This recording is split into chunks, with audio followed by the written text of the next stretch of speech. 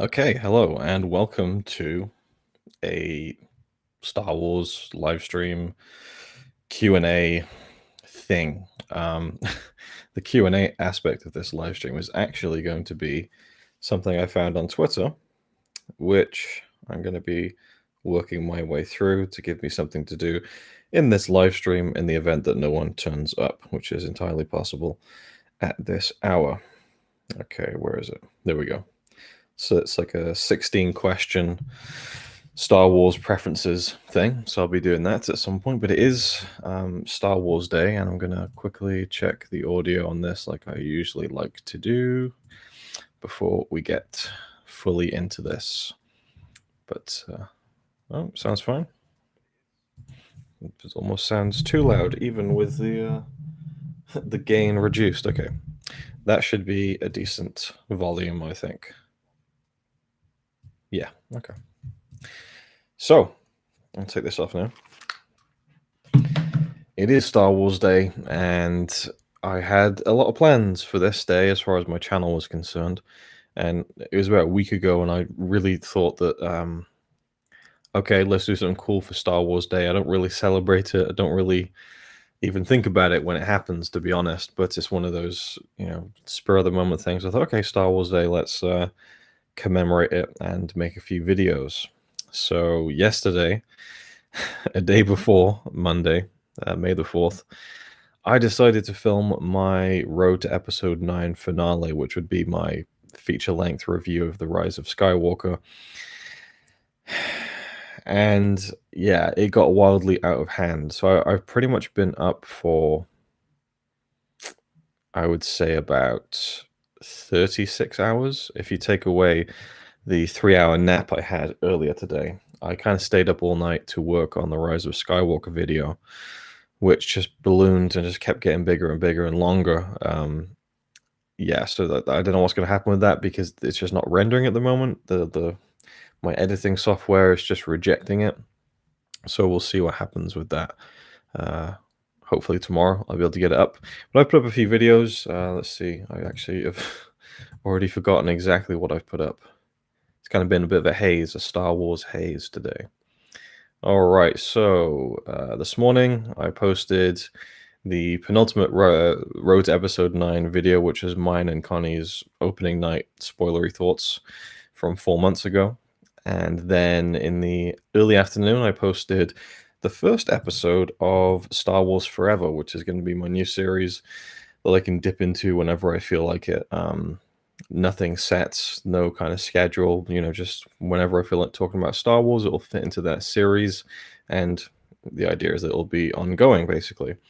So the first one was the Skywalker Saga box set video, just kind of the one I have here, which I can quickly grab.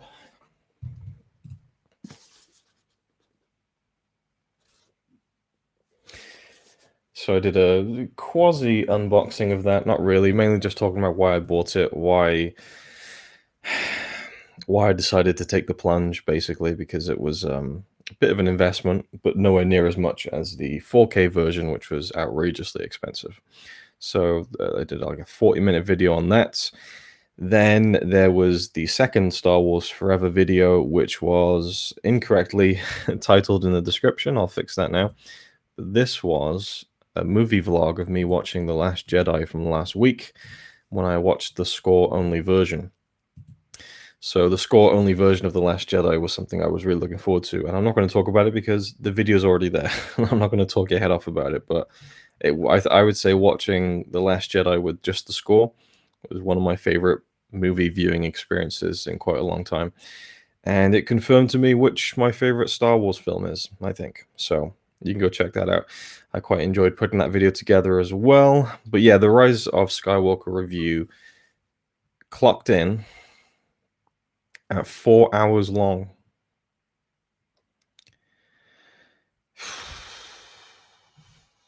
Yeah, I don't know what I was thinking. Obviously, if you've been following along in any way, shape, or form over the past 7 years, my full in-depth Force Awakens review was, I think, 1 hour and 52 minutes. It was just under 2 hours. And I thought that was crazy that I could do almost 2 hours non-stop about one film. But there we go. when The Last Jedi rolled around, I think my review was like 2 hours and 10 minutes or something like that. So I figured with this one, The Rise of Skywalker, I'd be wrapping up not just the road to episode 9, but the whole thing, the whole 7-year journey of being excited about these films, making videos about these films, the sequel trilogy. So I thought, okay, maybe this will go to 3 hours, but yeah, it went all the way to 4. So it's going to take a while to render it and to upload it. Again, hopefully I'll get it up tomorrow, but we'll see. We'll see what happens, I guess. Oh god, nearly spilled my water on the desk. Holy shit. All right. Hello, Regan. Ronald Reagan, the actor. Hey man, how's it going? I haven't managed to catch one of your streams in a while. It's going okay. As I said in the beginning, I've been up pretty much all night, so looking forward to sleep. I was going to do a Star Wars Battlefront 2 stream today, as in commemoration of May the 4th. And I've said it a few times now, I'm not the biggest fan of the whole May the 4th thing. I think it's kind of cringeworthy, but I thought, hey, I'll do a Star Wars Battlefront 2 stream. There's loads of stuff on the game that I haven't played yet. There's new skins, new maps and locations and stuff, and new reinforcements.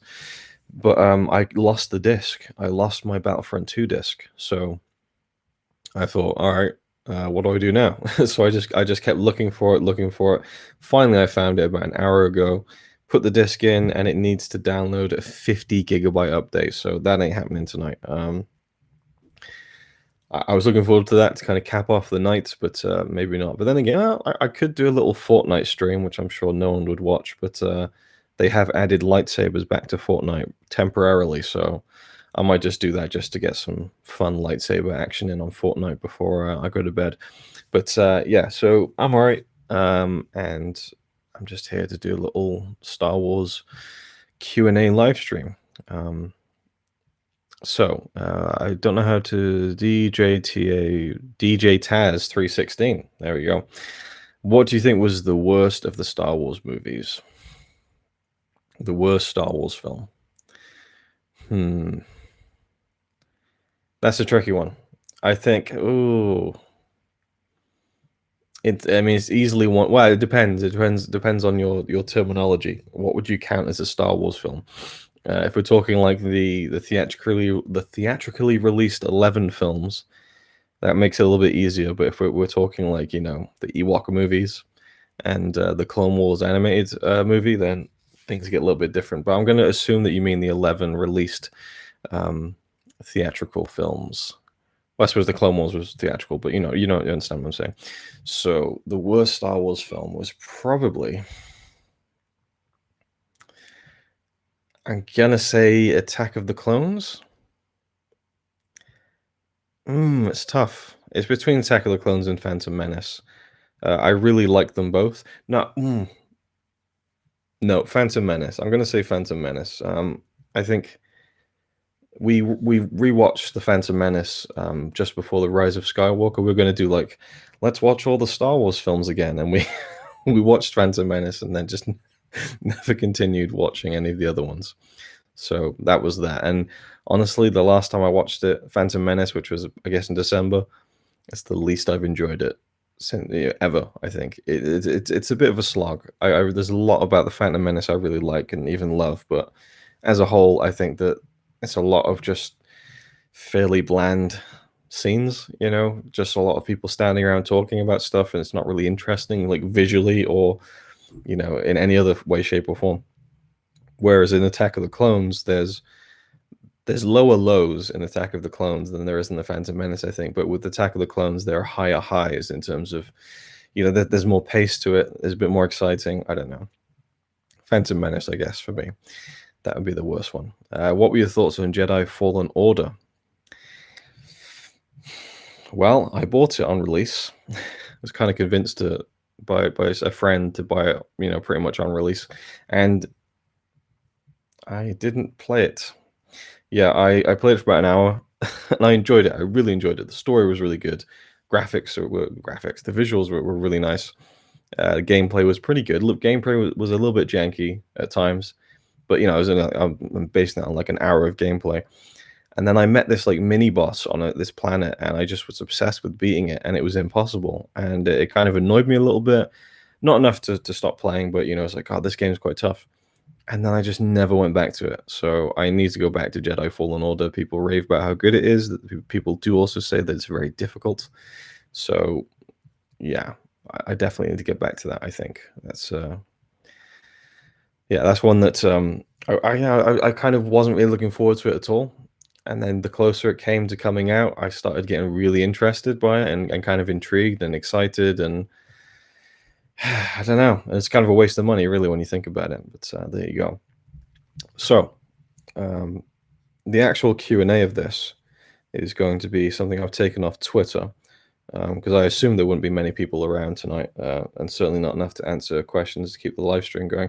But it is Star Wars Day. I wanted to do something live streamy related, and if I couldn't do Battlefront 2, then I guess before I get into this, which is just like this Star Wars challenge list of questions, what have I done on Star Wars Day? Well, I was actually hoping to start the Clone Wars today, maybe get into the Clone Wars episodes. I have the box set here, actually, the Clone Wars complete seasons 1 through 5. I'm not sure if the 6th season is like the lost episodes or something like that, but I have the box set here, which has the 5 seasons. Of course, it's all on Disney Plus, which makes me want to, obviously just watch it on Disney Plus. But I have the Blu-rays, so I should watch them. But this has got a lot of special features and stuff, obviously, so it's nice to have the actual physical release. But yeah, will that fit there? No, it won't. Okay, I got like a cool backdrop, but no. So the Clone Wars, the final season finished today. There was the final episode. A lot of people talking about it. I've just never seen it. I've seen the first episode, which I quite liked, but the animation style it screams a little like cheap to me. But I know better than I know better than most people. But I think I really understand more than some that quality of animation doesn't always dictate how good a story is. I've watched a Shadow Puppet animated film, which is the first ever feature-length animated film from 1926, The Adventures of Prince Ahmed, and it's incredible. And it's just pieces of black cardboard cut out and animated. So anyway, the Clone Wars, I just need to settle into it. I actually also have the Rebels series, a nice steelbook. And I actually watched a few episodes of this and I actually really liked it. So I think I can get into animated Star Wars, but the timing just hasn't felt right to me just yet.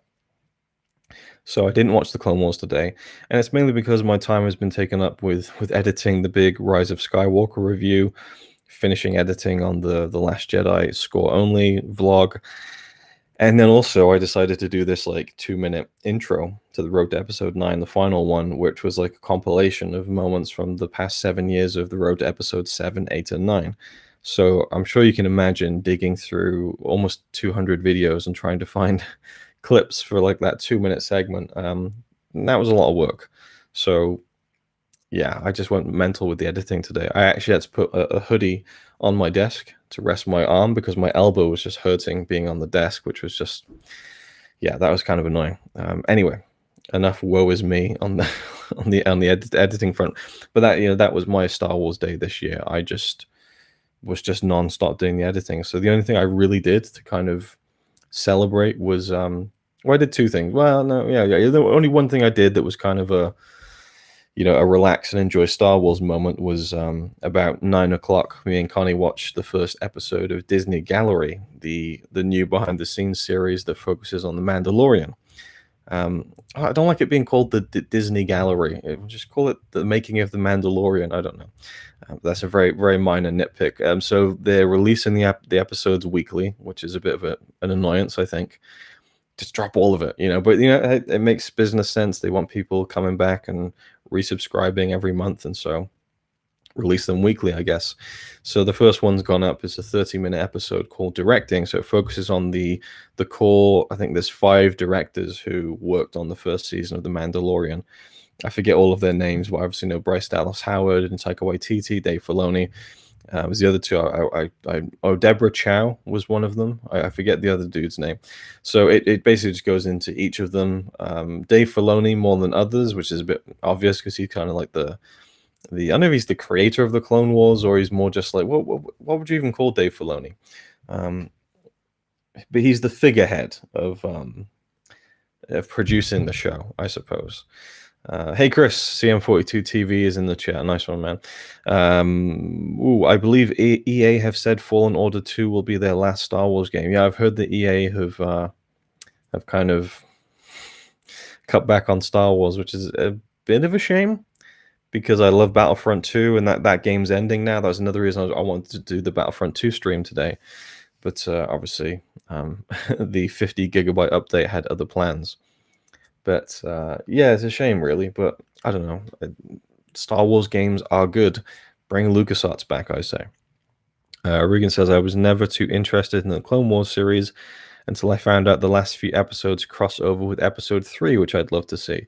Yeah, I've heard that. I've read what the recent episodes kind of tie in with Revenge of the Sith, which is cool.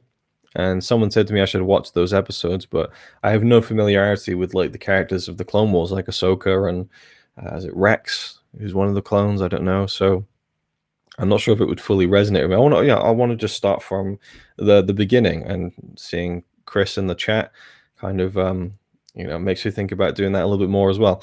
So we have another comment here. Been a fan from you when you're a WWE DVD guy. Wow, that was the beginning of this channel 9 years ago. Thanks for sticking. I just realized I have passed my 9-year anniversary on YouTube 2 weeks ago. Completely forgot about it. There we go. There's a milestone. I'd like to know what is the best movie Blu-ray you own and the worst. Keep up the great work and stay safe.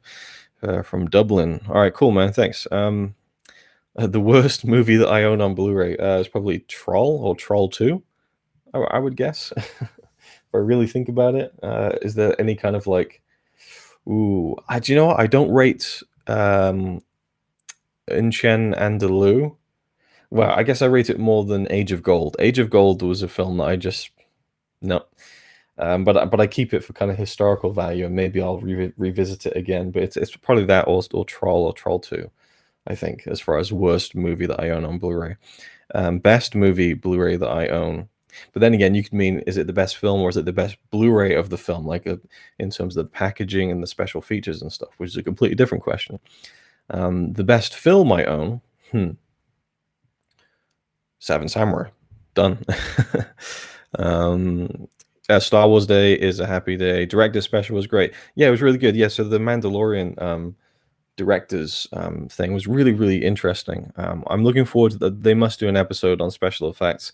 You get glimpses of it in the first episode of the behind the scenes where they have this kind of wraparound virtual set system, which looks really kind of I don't want to say ahead of its time, but it feels like people should have been doing that a long time ago. It feels like a natural progression from green screen that maybe looks a bit more natural. Well, I guess actually it goes right back to the early days of film with rear projection, front projection, either way, that's yeah, so it's actually really it's kind of just it's taking an old school lo-fi kind of movie method, a bit of movie magic, and just kind of updating it, I think. And I think the environments that they use on those screens are kind of generated using a video game system, something like that. So I hope they dive into that.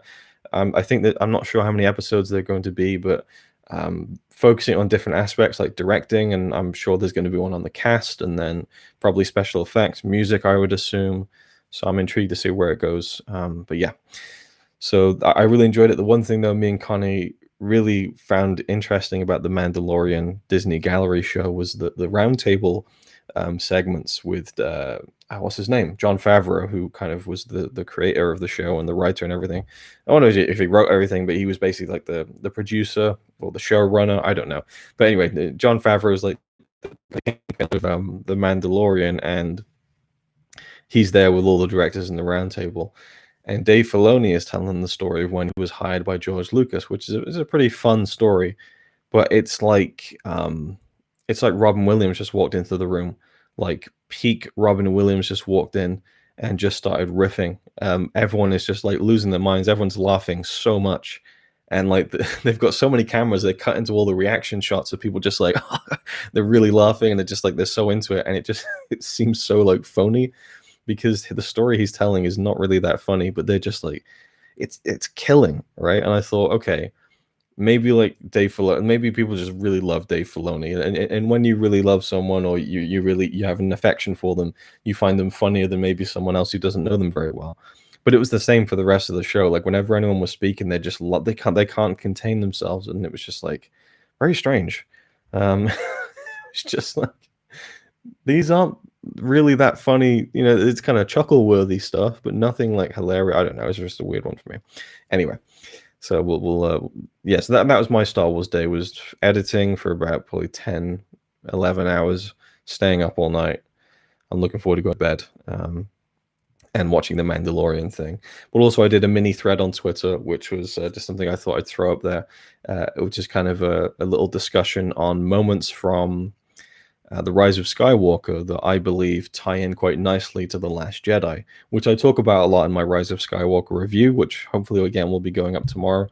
But it's an extremely long video, so it's just difficult for me to get it finished, rendering and everything. So yeah, so I mentioned that a few times in the video, but I thought, who's going to watch a 4-hour video or even listen to a 4-hour video of me reviewing a film? But it is more, to be fair, it is more than me just reviewing the film, although a lot of it is that. I'm really just discussing the sequel trilogy as a whole and the experience of everything, and kind of rounding and wrapping up 7 years. And it's kind of emotional a little bit to do like a series that, you know, you put 7 years into. I mean, I didn't put like the most work into the road to episode 7, 8, and 9, but it was something I consistently did. Well, it was kind of inconsistent at times, but for the most part, you know, from 2012, I was making these videos, and now it's the end of the journey, really. I think that's why I procrastinated on finishing it, because I knew it was going to be kind of sad to let go of the sequel trilogy in that sense. But I thought on Twitter I'd do like a little mini thread and kind of, yes, talk about some things in the Rise of Skywalker that I think tie in with The Last Jedi, because people seem to say a lot that The Last Jedi was ignored in the Rise of Skywalker, that J.J. Abrams kind of wanted to forget about The Last Jedi and just made a direct sequel to The Force Awakens, and I thought that was kind of, you know, BS, really. So I found some things, and I talk about them in the video, but I made a little Twitter thread. I'll be continuing that later on. So anyway, that's what I've been doing on Star Wars Day, and now I'm here talking to you guys, and there's some comments in the chat. Daisuke, wow, hi, thanks for joining. Did not expect to see you in the chat. Hope you're doing well, man. And we have BluRay Madness. Hello, I watched the Clone Wars movie today instead of the main movies. Yeah, I watched, well, as I mentioned earlier, I watched The Last Jedi last week with just the score-only version, which was incredible, just amazing. And then me and Connie rewatched The Rise of Skywalker a few nights ago so I could prep for my review. But I didn't feel like watching a Star Wars movie today, that's for sure. DJ Taz says, congrats on 9 years. Thanks. See, I didn't even realize until it just randomly popped into my head. I think it's like the 24th of April was the date that I posted my first video in 2011. And then we have Chris talking to Daisuke. That's cool. Two of my favorite YouTubers and YouTube friends chatting away in the comments. Even if you cut down your episode 9 review, I'm still hoping for at least 2 hours. No, dude, it's over 4 hours long. I think the total running time of my Rise of Skywalker video is 4 hours 7 minutes. I'm not cutting any of it down. Just cutting out the dead air. Well, even then, you know, it would take me so long to cut out all the little, you know, dead air moments, but you know, because it's so long. But you know, for the most part, any like long stretches where I kind of turned away to cough or whatever, I've edited out of the video. But it's the full whack. So fingers crossed, I'll get it up there and it'll be done. And yeah, Tom, how's it going, man? Long time Patreon supporter. Thanks for popping in. I can feel myself I can feel how tired I am doing this, but it is nice to get on here and do something that's, I know I don't have to edit afterwards. It's kind of a relief to that at the minute. Are you always in the mood to watch Star Wars? Absolutely not. No, definitely not. You know, that it's always been mood based. even when I was a kid, when I was a kid, you're very heavy into the stuff that you like in genre movies. Well, at least for me, that was the case. But with Star Wars, it was really intense. But after like once you hit like 11, 12, it's always like just phases of like getting super. Well, maybe that's just my personality type. I'll latch onto something and just get really obsessed with it and like be in the mood to watch it all the time. And then I'll kind of burn myself out on it, and then it stays there for a while, and I'll go back to it down the line. So I would certainly say that the first few months of this year wasn't really even thinking about Star Wars all that much, but now that Star Wars Day was coming up and the box set was coming out, and it was like thinking about revisiting Episode 9, and so then I get geared up about it again. So Daisuke says, Luke, what are your favorite pieces of music from any Star Wars film? That's a great question. Man, there's so many answers to that question. All of it.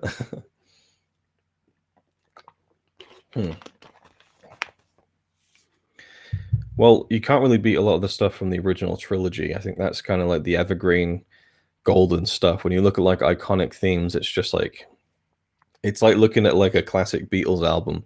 You look at some of the Beatles albums, like the early ones, the later ones, it's just like, oh yeah, what's that weird one that John Lennon did?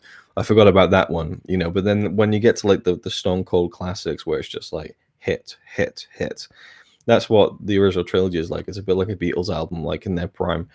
He's just nailing it, like the main theme, for one. And you have Princess Leia's theme is beautiful. I love it's kind of debatable what to call the theme when Luke is looking out at the twin suns. I think it's just called Binary Sunset on the score, and it was then appropriated as like Luke's theme or the Force theme. I'm not sure what the official term is, but that's a big one. But I would say that The Last Jedi is the score that I get the most out of, I think, because I think it's such a beautiful blend of the old and the new.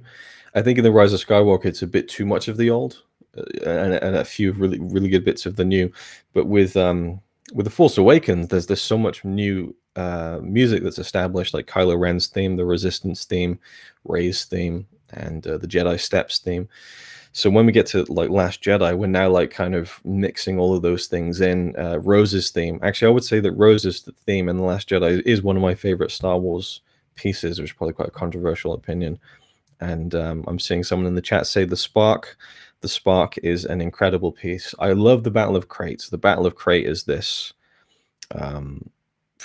unbelievable medley of music. It's like a 6-minute like battle sequence, and we have like the Resistance theme, we have Kylo Ren's theme, we have Rose's theme, we have like the Millennium Falcon theme, then we have the Death Star escape theme when the Falcon goes down through the crystal caves, and it's just it flows into each section, flows into itself in such an exciting way. I think that's like, as far as like medleys go, that's like one of the best ones. But if I'm going to say like top all-time Star Wars pieces of music, I would say Rey's theme is up there, Yoda's theme is up there, kind of the Binary Sunset Force theme is up there, and Rose's theme is up there too. So those are the big ones, actually. So yeah. I need to scroll up now. Oh, and then Daisuke also clarifies all Star Wars TV or streaming show. I haven't really latched onto any music from any of the Star Wars shows. And hello, Cartoon Fortress. The music in The Mandalorian is very good, but it feels it feels very much like Rocky. Like, I think it's like the Mandalorian theme. It's kind of cool and interesting, and then it gets into this and it just sounds like Rocky. And I looked up the composer, and he did Creed, and I was like, well, there you go. But the Mandalorian music is very good, but it's a little bit strange. But I like that. I like that it's strange. But no, it's I don't really have any particular favorites of the TV shows. But I haven't gotten to the Clone Wars yet, so who knows? Chris says, I also found that weird about the Filoni story. Sat there watching with no emotion, but they were all howling. Yeah, like at one point I just turned to Connie like, what am I not getting about this conversation that Dave Filoni, like, again, it was like Robin Williams just or like Eddie Murphy, like in like the Raw days, and just killed the room, and I just didn't understand why. Cartoon Fortress is commending Daisuke on his John Carpenter film series. I would do the same. I haven't watched probably even half of them because there's only so many hours in the day, but I think he's done such an amazing job with those. And the ones that I have watched and listened to, as incredible as always. Daisuke is just the best, and John Carpenter, it's like just having it's like these two things going together that you really love. I love hearing him talk about films. I love the films of John Carpenter. Put them both together, and it's like double enjoyment for me. No Fucks Given says, I watched all 9 movies plus Rogue One and the Solo movie, started at midnight last night. Well, you must be exhausted. Let us know. Leave another comment. How did you find that marathon? What order did you do it in? And which one stood out to you? Regan says, glad to hear it. Love your in-depth reviews. Yeah, I mean, I thought of a few things today that I didn't mention. I thought I can't be adding more to a 4-hour video, but that's how much I had to say. Scott of being James Bond says the spark. Oh yes, the spark from The Last Jedi gives me goosebumps every time I hear it. Yeah, the spark is one of the pieces I actually listen to independently of the films. I don't really do that too much. The spark is just a belter. Yeah, it's just incredible, and the way that it used that theme of Luke and Leia from Return of the Jedi at the beginning, and then it slowly builds to that moment when he walks out. Awesome. And getting to see that, or just to see that on screen and just hear the spark and not any of the kind of dialogue and anything else surrounding it was, again, I can't hype up the score only version of The Last Jedi enough. That isolated soundtrack score was oof, so I could talk about it more if people want to hear me talk about it, because I only just posted my video, but I don't want to repeat myself too much. But yeah, Cartoon Fortress says they picked up the despecialized editions of 4 and 6 on Blu-ray and replaced the discs in my complete saga set.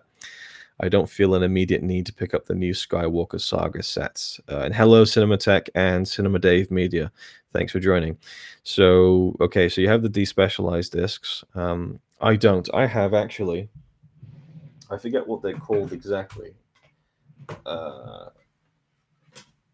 Or who is behind them. But my versions of the original trilogy, which are very dusty in my drawer. First one here I have is, well, obviously, The Empire Strikes Back. I had to get that one.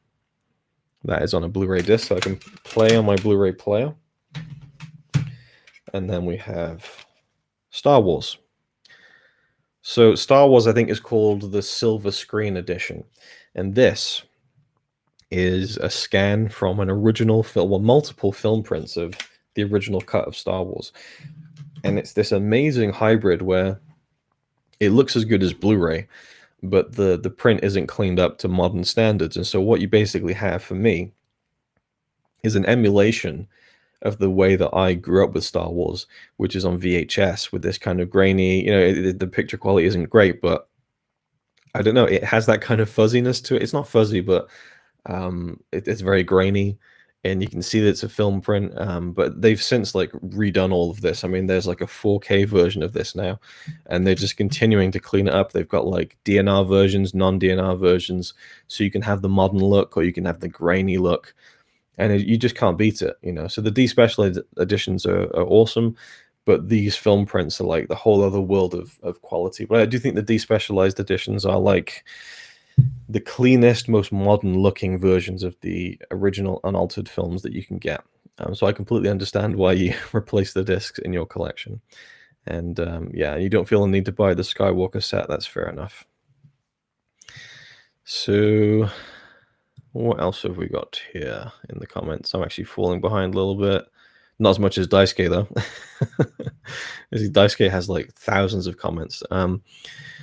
When I first heard oh,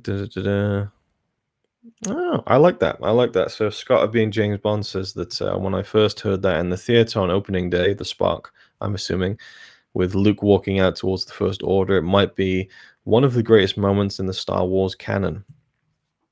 I would agree wholeheartedly. That is an amazing moment, and the music really makes it. Chris says, I think Rey's theme is my favorite of all the films. I can totally see that. All the variations of it throughout the trilogy always give me chills and make me smile, much like tonight during the Rise of Skywalker. Did you watch it on Disney Plus? Yeah, that's a good point. The Ray's theme, there's so many variants of it throughout the entire sequel trilogy, and I love, I remember when I first heard it in the cinema, it reminded me of like The Legend of Zelda. It had this like real adventurous kind of off on a grand, quest feel to it. It felt very, I don't know, Legend of Zelda just came to mind when hearing that theme. But that was kind of the first time we hear it. It's very kind of bouncy and adventurous, but there's so many tones to it that John Williams plays with throughout the whole sequel trilogy. It's a beautiful piece of music. Ryan, how's it going? Ryan, chat away. I like Star Wars. Okay, Ryan. Hope you're doing well, man. WrestleMania 2410 was your first video on YouTube. Fair play. You came a hell of a long way. I remember the Back to the Future videos yes, yeah, that really is going back. That WrestleMania 2410 video is probably like the second video I posted, I think. And I had a YouTube channel in 2006. But I was only posting my wrestling videos and things like that, and just little random short films, not like to camera videos as a quote unquote YouTuber. Hello, Nintendo 2009. Apparently today they announced a new Star Wars film, but I haven't really read into it that much. Yeah, there's not much to read into. It's Taika Waititi is directing it and co-writing it. I forget the woman who's co-writing it with him, but there's no dates. It's just announced that Taika is doing a new Star Wars film, which is really cool. I love Taika Waititi. I love his filmography. I love the variation. I love the humor, the kind of slightly different perspective he brings to things. And humor-wise, you can't beat it. You do worry that he will lean too far into something as far as the humor goes, especially with Star Wars, but I think that he balanced that pretty damn well with his episode of The Mandalorian, so fairly hopeful for that. Hello, Marvel fan. I watched episode 1 to 3, then Solo, then Rogue One, straight on to episode 4 to 9, pretty much. Tired, but happy to sit down and watch them all with my kids. Oh, so you did that all with your kids then? That's really cool. What did they make of it? Yeah, I'm always interested when people have like marathons of Star Wars, because it's an interesting experience to do that. The only time I've done like a pretty Chris, you bastard. The only time that I've done like a legitimate like big Star Wars marathon was in 2013, actually. Because I realized that by the time episode 7 comes out in 2015, there's not going to be, it's going to be too big to marathon in one sitting. So before the complete saga of 6 films became an incomplete saga, I did 1, 2, 3, 4, 5, 6 in one go. And that was a weird one. I enjoyed it. It was a real slog at times, because of the length. I mean, that's like 6. It took me about 15, 16 hours with breaks. And I had work the next day. I don't know what I was thinking. I think I finished at about 8 o'clock in the morning. And then I had like a late shift at work. But the transition from 3 to 4 was so jarring. And I'm wondering if like buffering that with Solo and Rogue One will make any difference. Because going from Hayden Christensen to then James Earl Jones, Dave Prowse, and Darth Vader, I was imagining Hayden Christensen inside the suit in the opening scene of episode 4, and I didn't quite like that. It was weird, and the difference in special effects was jarring too.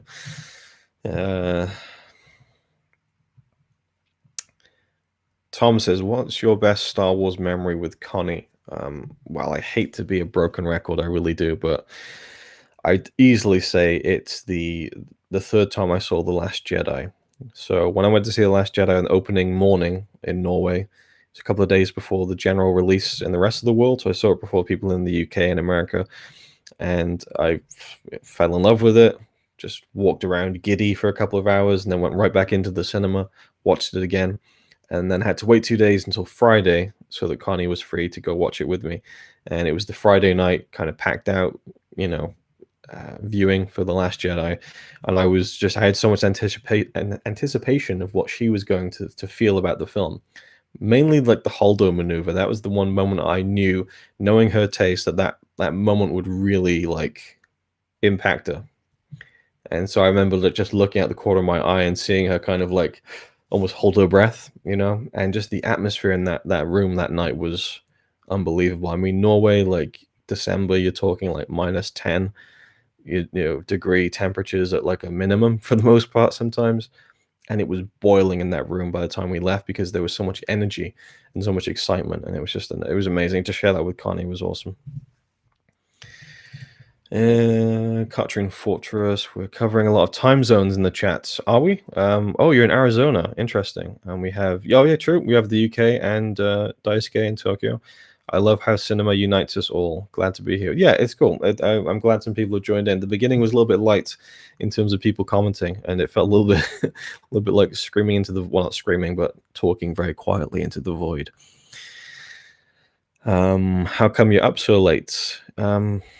Well, I wanted to do this stream, but I've been so busy editing my Star Wars videos and trying to get them all fixed and sorted and in order to post them, because I'm crazy and I like to hold myself to some weird standard where I do things when I say I'm going to. But I definitely need to go to bed soon. I was going to do a stream of Battlefront 2, which I mentioned earlier, and I might do a quick Fortnite stream just while the lightsabers are still in the game. But then I'd have to kind of wrap this thing up pretty quick if I'm going to do that. Cinematech says, do you still keep up with wrestling? If so, any thoughts on AEW? Yes and no. Watch WrestleMania, of course. On a week-to-week basis, I look at the news and everything, just in case something big happens. I'm really looking forward to the new Undertaker series on Sunday, and I'm intrigued to see what happens with Money in the Bank. But AEW, I haven't been really drawn to it that much. I've watched a few things, but I'm not in a wrestling phase, so it hasn't really appealed to me too much. But it's great that they're around. I'm glad that that's going on. I think that it's really cool for Jericho. I'm just a big fan of Jericho's career. I remember the WrestleMania 24 video. I'm Luke. Have a blog. Yeah, that was the famous opening words. I love your collection. Do you tend to buy a film on release or when it has a good deal? Mostly when it's a good deal. It depends on if it's something really limited, then sometimes I'll jump on it. But yeah, it's mostly when it's a good deal. Ryan with a super chat. I've never had a super chat before. Thanks. That's really cool. But get yourself a Fanta. I'm not getting the reference. I feel really bad. It feels like this is some inside joke that I'm not on the inside for. But thanks, man. That's really, thank you. I don't even know how that works, but I appreciate it very much. Jay says, if Taika's film ends up anything like his Mandalorian episodes, oh yeah, he probably did more than one. I'm more than happy to have him directing. Wonder when it'll be set. Yeah, I'm intrigued to see what they're going to do now they move outside of the established characters. I'm assuming that's what they're going to do. I mean, they very easily could just do spin-offs for the foreseeable future, but they haven't really announced anything yet. So if it is something outside of, well, obviously it's going to be outside of the Skywalker saga, because they're very much trying to distance themselves from that now. I think it'll be intriguing to see where any of the new films will be set, and kind of what they'll even look like or feel like. It feels like it's the Wild West now. It's with episode 7, 8, and 9. At least there was some level of expectation, which a lot of people felt like wasn't really met. But yeah. Would you ever do a complete collection video? Yes, I guess. Maybe. Yeah, I think I will at some point. Yeah, I think I will. What's your favorite single scene in the entire saga? Wow, that's a tough one. I'll come back to that one. I really want to know more about Max von Sydow's character in The Force Awakens. I wonder if any of the new books go into it. They do. The recent comic book series, The Rise of Kylo Ren, has, I think, young Kylo or young Ben Solo and Luke Skywalker and Lor San Tekka, Max von Sydow's character, going off on a mission and meeting the Knights of Ren, I believe. I don't keep up with that stuff, though. Fanta was a reference to the Marathon 2 video.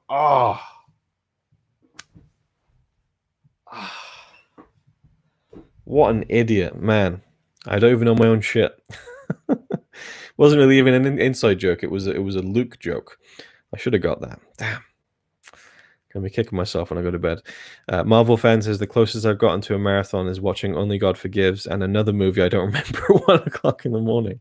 Yeah, I don't know if it's quite a marathon, if it's just 2 movies, but I could imagine watching Only God Forgives, then another movie feeling like a marathon. My kids loved them, surprisingly. They sat through them all. Their favorites were episode 4 to 9. They also want to watch the Ewok movies after episode 9. I love the Ewok movies, unashamedly. Got to head off now, but it was good catching up, man. Hope you're doing okay during this global pandemic. Yes, you too. All the same to anyone who's struggling right now, for sure. As part of doing stuff like this is to distract myself, I suppose. Right, so I'm kind of caught up to the chats. Daisuke is leaving now as well. I'll talk to you again soon. Yeah, thanks for popping in, man. It was cool to see you. I didn't expect to see you in this stream. Hope you're doing well, and we will get together and figure out that next Ghibli stream, and I'll get stepping on editing the next one too. Now that my Star Wars stuff is kind of finished, I'll get editing the Only Yesterday conversation. Have you watched the Ewok movies recently? I haven't. Have them right here, actually. The Ewok Adventures. Man, I want to go into it, but I'll just be here talking for ages about these. But I have a lot to say about the Ewok movies, and I think it'd make a good video of my new Star Wars Forever series to revisit them and give you my thoughts. I want to get drunk and watch the holiday special and do a live stream one day. I've never seen the holiday special. Unlike any self-respecting Star Wars fan, I of course own a bootleg DVD of it. But yeah. The Ewok movies out of print. I thought they were, but it was like, I think 2 years ago I bought a one brand new off Amazon for like, I think 15 quid. So I think you can still find them out there in the wild. They're slightly horrifying. Yeah, I don't know. I have fond memory. I love the Ewoks, and when I was growing up, my friend told me about them, and I just refused to believe him that these things existed. And they were so hard to find in the UK. I remember looking at the free ads, and it was listed there like Ewok Caravan of Courage VHS, 35 quid, and I just wanted to buy it so desperately. And my friend had the Battle for Endor, and he lent it to me, and I was in heaven. Like, it was like this secret Star Wars movie. So I think the excitement of it more than anything was what made me love it so much, as far as the actual quality of the film is concerned.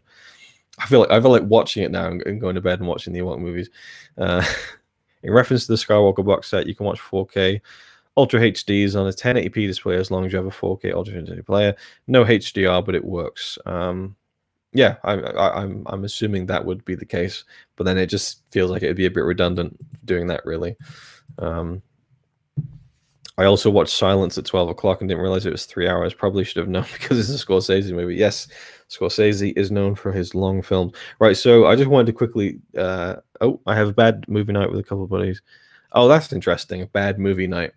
Yeah, that can be pretty fun. I kind of did that a month or two ago, just before the lockdown happened. It was really fun. The holiday special sets a new bar. Yeah, I'm going to watch it at some point. I was thinking about watching it today, but I was far too busy with all my videos and stuff. So I'm going to very quickly do this Star Wars Challenge Q&A thing. So it's on Twitter. It's one of those things where you post it and you're like, give me a certain amount of likes on Twitter, and then I'll do the number of questions. It's just like kind of a bit of an attention-seeking thing. But I'm just going to do them regardless. So number 1, favorite trilogy. I haven't actually thought of answers to any of these yet. But if anyone wants to answer in the chat, if they want to kind of join in on this, I'll try and make it quick because I know it's quite late. So favorite trilogy. Oh wow! It's the sequel trilogy is really close. The sequel trilogy is really close. Overall, it's the original trilogy, I think. I loved The Rise of Skywalker, but I don't have a love for it like I do Force Awakens and Last Jedi, I think. So, favorite trilogy. Number 2, favorite couple.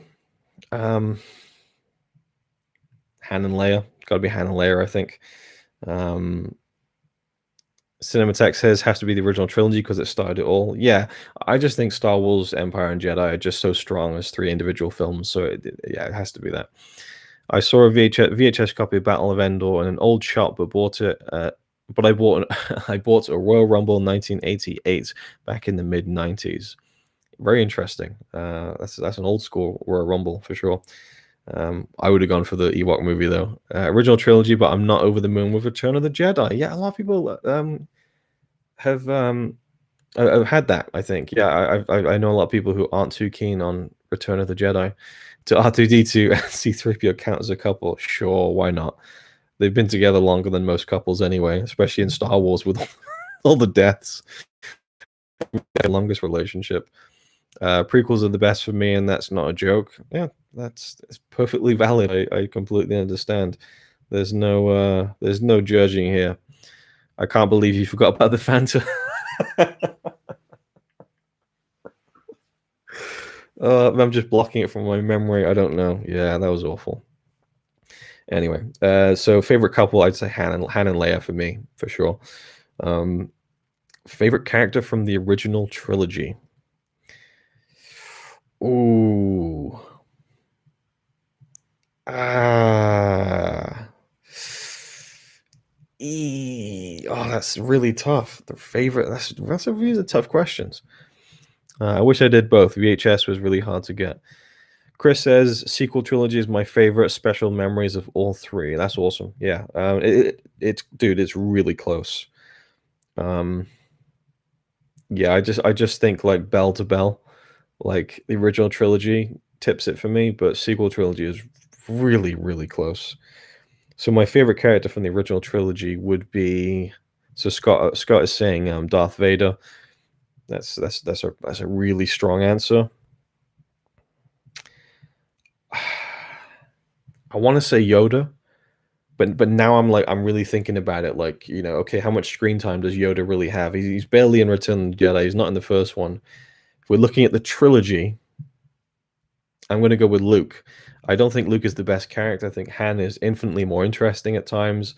Leia has a lot more, there's arguments to be made for lots of characters, but I'm going to say Luke because that was the guy I always identified with, my namesake. And that was certainly part of it when I was a kid. It was kind of exciting to see a big science fiction movie and the hero has the same name as you.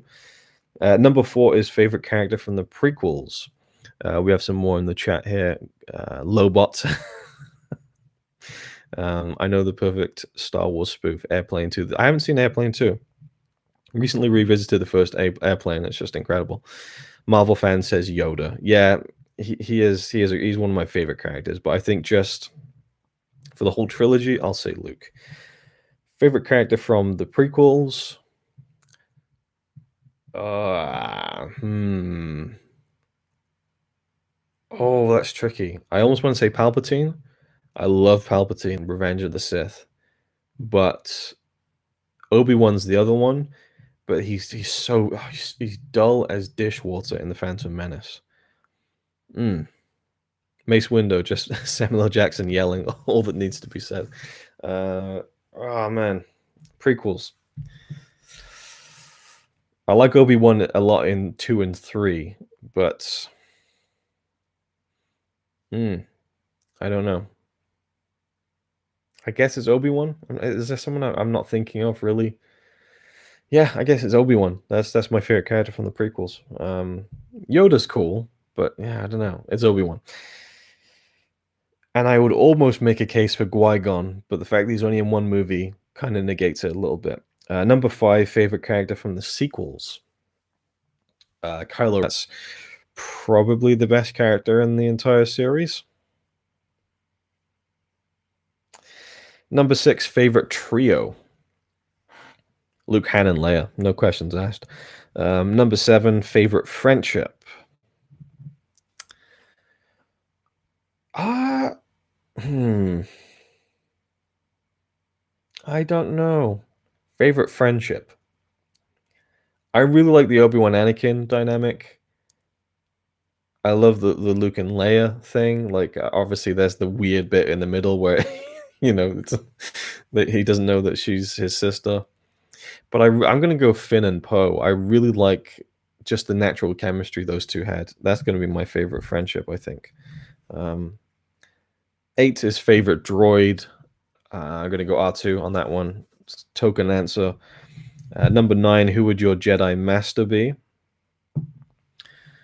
Jedi Master. Oh, I'm seeing that there's like an unable to connect to chat message, so there might be an issue with the stream. So I'll just quickly check before I continue. See if that's the case or not. Because if it is, then bollocks.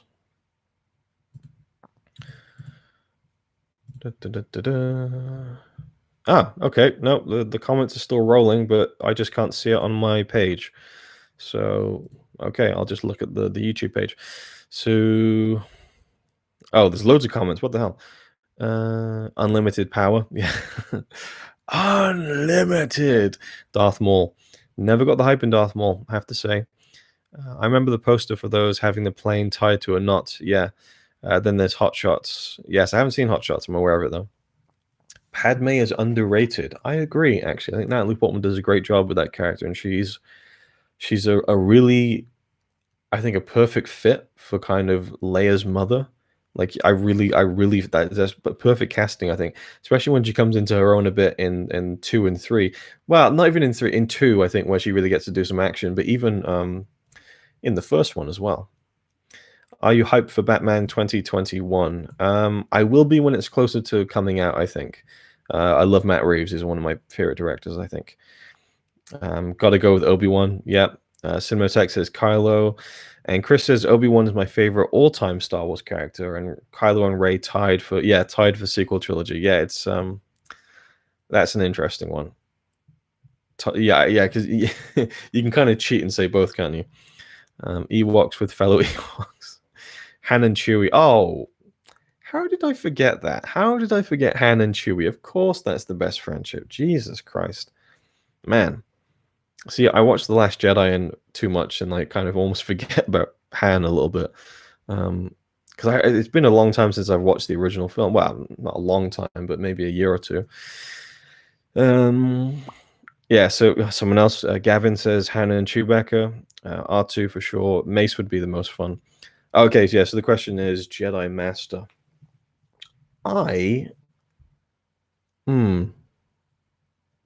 Yoda would be my Jedi. I was going to say Qui-Gon to be interesting, but I mean, who wouldn't want to hang out with Yoda, even if he was busting your balls a little bit? Number 10 of 16 overall. Favorite lightsaber color. That's a weird one. Favorite lightsaber color. Guess I'll just be boring and say blue. I guess I like it's like the original Coke. You know, it's like it's the classic. I don't know. I love the blue lightsaber. So yeah, I mean it's cool. Like the different like purple and like yellow now and stuff. But I know a lot of people love the green lightsaber, but blue's the one for me. What was your first experience with the original Airplane film? Since it's the 40th anniversary of that film. I can't remember. I can't remember the first time that I saw Airplane. Must be when I was a teenager, but I can't think off the top of my head, honestly. It's not a film I'm hugely familiar with, but I've seen it a few times. And I think it is genuinely one of the best comedies ever made. Purple, Mother, yep, all the red ones. What about the Gold Saber from the Gold Saber? Oh, you mean Ray's yellow one? Gavin says red. Always loved Darth Maul's. Yeah, the double one's really cool. I used to have the double toy lightsaber. I got it from Disneyland Paris in the summer of 1999. Phantom Menace fever. So yeah, I would go blue. Number 11, light side or dark side. I would say the light side. Who doesn't want to be a Jedi? Number 12, overrated character. Easy peasy, lemon squeezy, Boba Fett. Every day of the week. 3 times on Sunday. Boba Fett's cool, but I don't I don't get the huge appeal. I mean, I do and I don't. You know, it's just one of those things where he looks cool, but there's just as much character there, you know. Which is fine. Number 13, underrated character. Jar Jar Binks. No, I don't know. Underrated character in Star Wars. That's true. I don't want to say something from The Last Jedi, and I'm just a broken record when it comes to that film. What are you thinking? An underrated character. I think the Rancor Keeper. That poor dude is blubbering when the Rancor dies. Such powerful emotion from such a minor character. He's the most underrated. Boba is cool, but yeah, okay. Phasma. Yeah, well, Phasma, I can understand Phasma. What about the whole Mustafar battle? Okay. I don't know. What about it? Mon Mothma is underrated. Yeah, she's cool. She's a cool character. Oh, Chris says Rose for underrated. I'd say Hux personally. Interesting. Well, I would say Rose, but I didn't want to say anything from The Last Jedi. But it's one of the things where people just don't seem to like. Even Connie just doesn't like her. Just doesn't get it. So, and I know that Connie isn't someone who would not like a character like that for the wrong reasons. I'm not saying that most people who dislike her for wrong reasons either, but yeah, I love Rose. I think she's a really cool character. Nothing more, nothing less. She brings such heart to it, and that's kind of infectious, I think.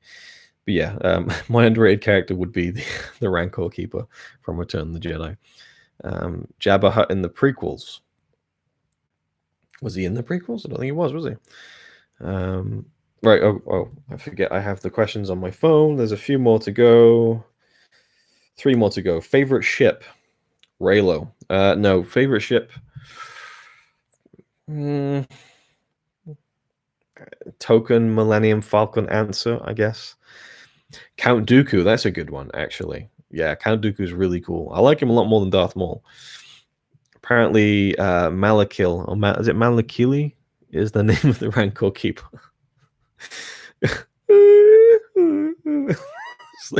It's one of the weirdest cries in movie history. Number 15, saddest death. The saddest death. I'm gonna. I don't know. The saddest death. The X-wing that gets destroyed in every battle. Christopher Lee was the man. God, what a legend. Number 15, saddest death.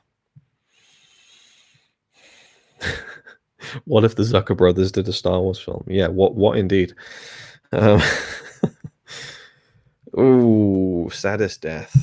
Han for sure. I don't know, and I'm not sure about that one for me personally.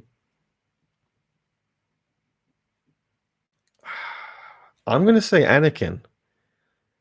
I remember like how that used to get my mum emotional, but it's such a mournful end. Like let me look on you with my own eyes, and he's just a shell, and the mystique of Darth Vader is just completely squashed in that moment in the best possible way, and you just see this shell of a man, and tell your sister you were right about me, you were right, and then he dies, and just the Darth Vader's theme, ding, ding, ding, ding, ding, ding. It's just this kind of final death rattle of a theme, and it's just and then you see the backstory, and you see it's one of those things where I don't really like the prequels for like the sense that I didn't really need to see that story. I almost preferred having the what if in my head, and seeing this young kid being like yippee. It just doesn't really I don't like how that gels with the Darth Vader image. But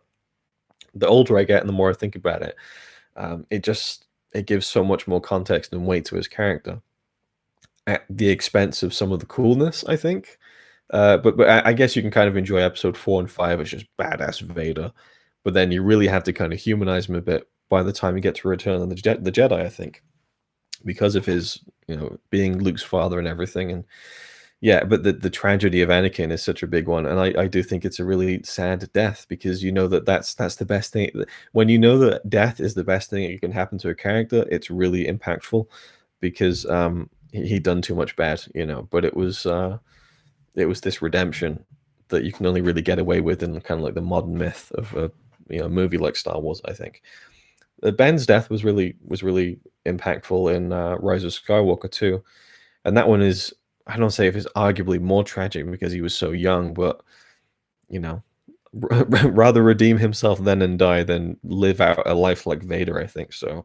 And there's much more hope in Ben's death in my mind, because he disappears, he becomes one with the Force, and his mother Leia guides him back in and brings him home. And I think that's really, but yeah, so the saddest death I think would be Anakin for me.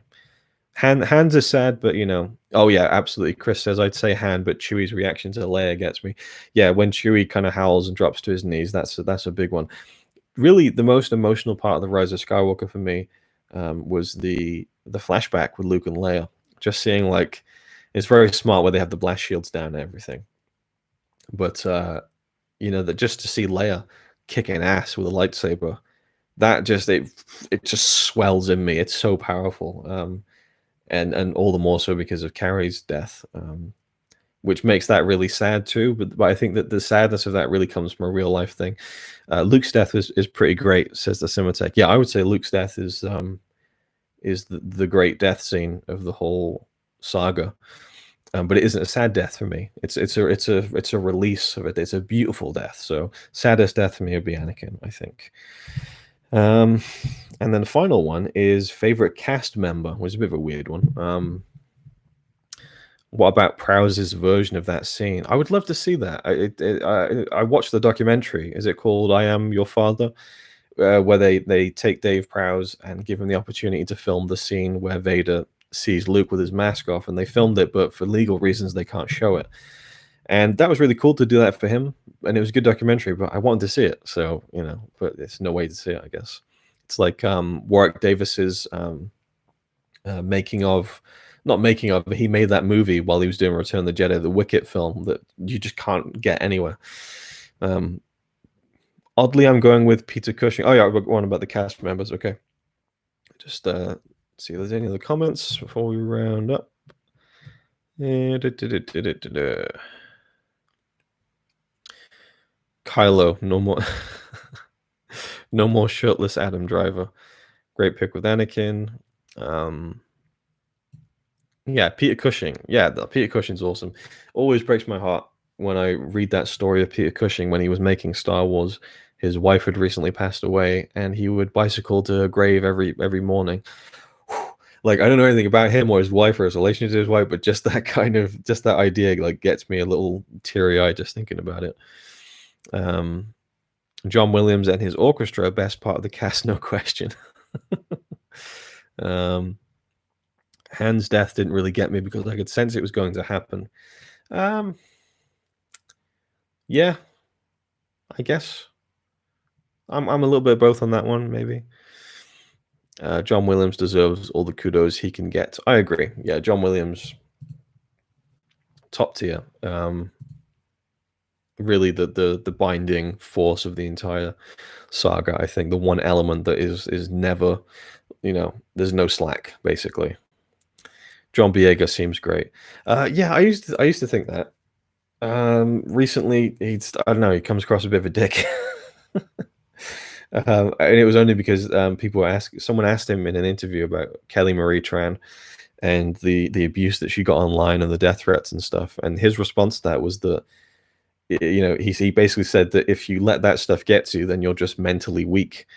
And I just thought, wow, what a colossally dickish thing to say.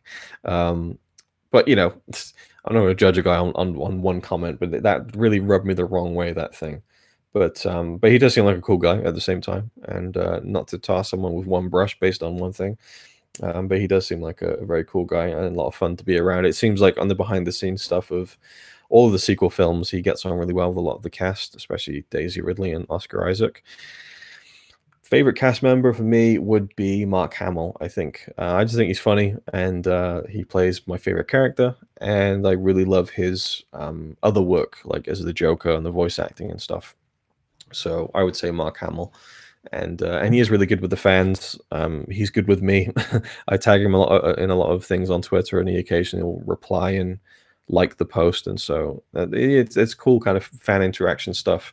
I think for a while there, Mark Hamill was a little bit resistant with Star Wars and maybe a little bit resentful. It seemed like he was like distancing himself a little bit, but in the past like 10-15 years he seems to have really embraced it with social media and stuff. Scott says, I realized just the other day that Revenge of the Sith could very possibly be the last. So I see ROTS, and I think Revenge of the Sith. So the Rise of Skywalker could very possibly be the last John Williams score. That made me a bit sad, but what a career. Oh yeah, I was going to say it's definitely the last John Williams Star Wars score. He's gone on record saying he won't do another Star Wars movie. But to think that it might be his last score, period, that would be very sad. It's intriguing to to wonder where he goes next and how long he. I mean, he's obviously in his 80s now, isn't he? So I'm so glad that he got to finish all the music. That was such a great, I don't know, series of circumstances that brought all of the pieces together for the sequel trilogy. Some not so much, but you know, with John Williams being around and able, you know, to do this, given his age, and to nail it to the degree that he has been really fucking cool, in my opinion. So I'm going to wrap this thing up now, and I might go and do a very quick Fortnite stream just so I can play with the lightsabers a little bit more on that game, and then round this thing off. But stay tuned. I will be trying to get my Rise of Skywalker.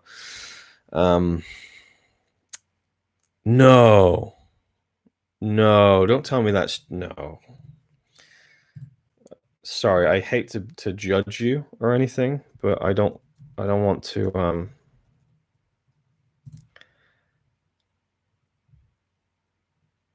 Yeah, okay. I don't see any news about that. So is that just yeah.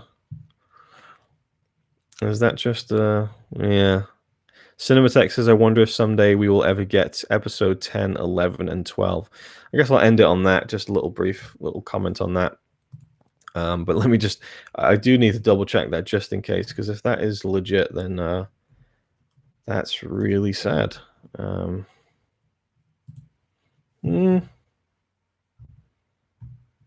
I ain't seeing anything online about it. So again, I won't rush to judge,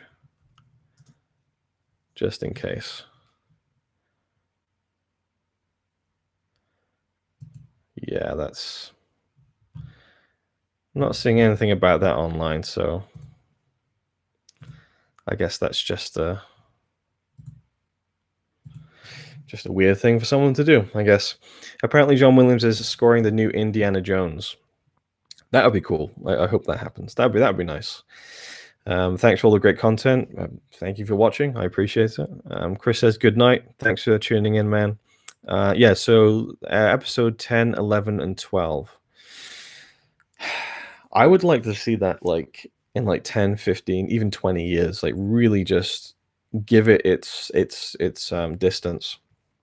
And I you know, I like it ending the way that it does, and I like the idea of things ending and not continuing to drag them out, but it is a generational thing. The original trilogy, the prequel trilogy, the sequel trilogy, they're all different generations.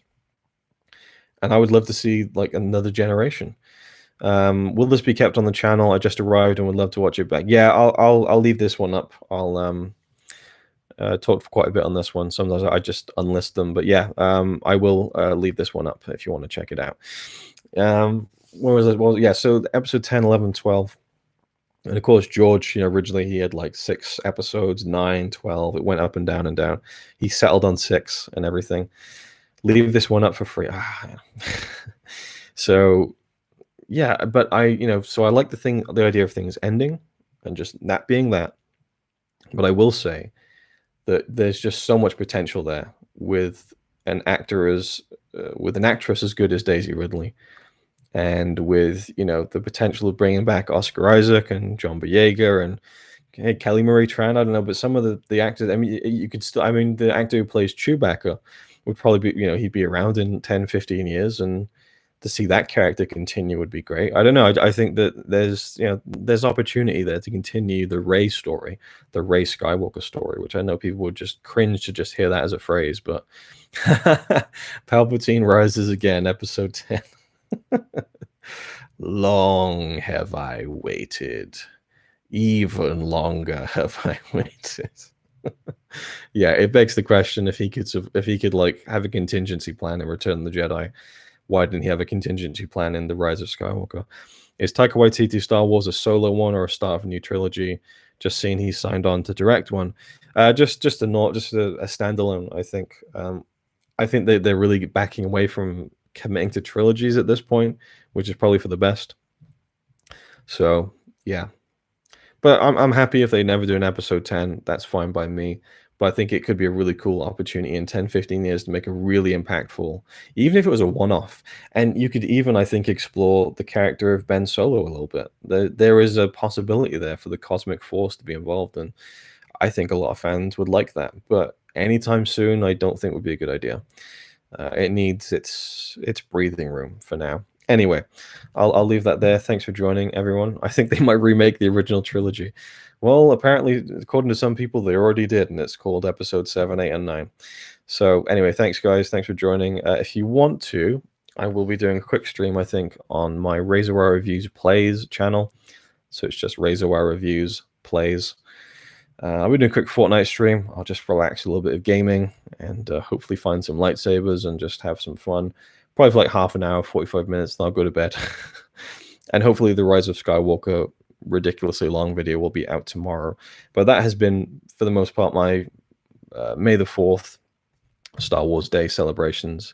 Yes, you have a good night too. Thank you all for joining. I appreciate you coming in and chatting along, answering some of those questions with me. That was fun.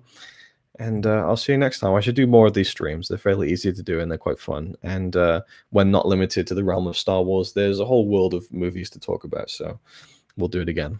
All right, nice one, guys. Let me try and end this thing. Here we go. I'll see you next time.